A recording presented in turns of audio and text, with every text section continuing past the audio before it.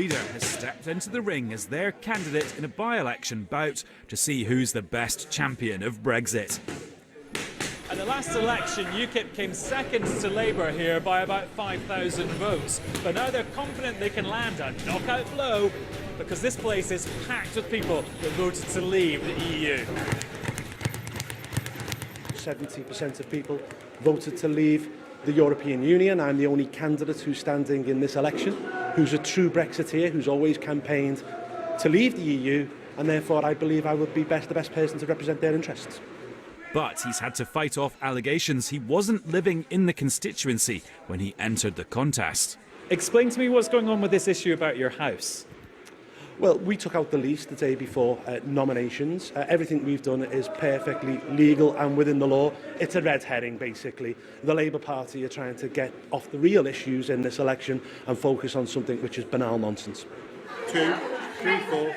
And there's been trouble as well for the Labour contender. He's been labelled a Ramoner after he sent a series of anti-Brexit tweets filled with words you wouldn't want them to hear. Now, I can't believe I'm about to ask this question in a nursery on a Sunday morning TV programme, but did you really tweet that you think Brexit is a pile of I tweeted many things about Brexit. That tweet's out there. It was done quite after the referendum result, and it was my way of showing my frustration at the fact that months after the result we hadn't had anything from the government. Theresa May had failed to produce any plan. She had failed to give any meaningful statement about what Brexit meant other than bland statements about Brexit is Brexit and it's a hard Brexit, it's a soft Brexit. And, you know, I said what I said, but the context of it was out of frustration. So you didn't mean to insult the 70% of the people who lived here who voted to leave? I never mean to insult anybody, and you know, I've made it quite clear. If I'm elected as the Member of Parliament for Stoke-on-Trent Central, I will absolutely respect the wishes of the people of Stoke Central. I will make sure that my vote in Parliament is to trigger Article 50.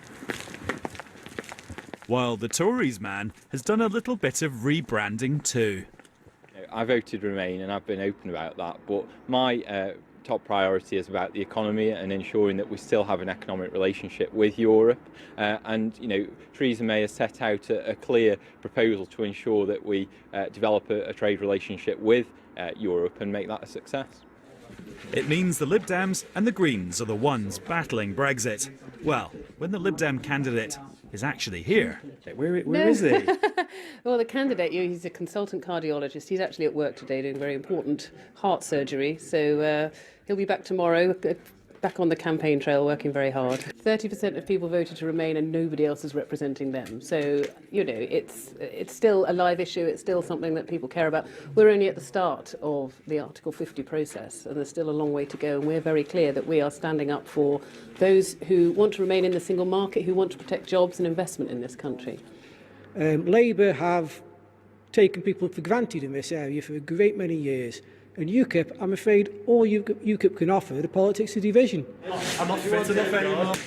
I've covered a lot of by-elections where UKIP have come second. We'll find out if they've really got Labour on the ropes this time on February the 23rd.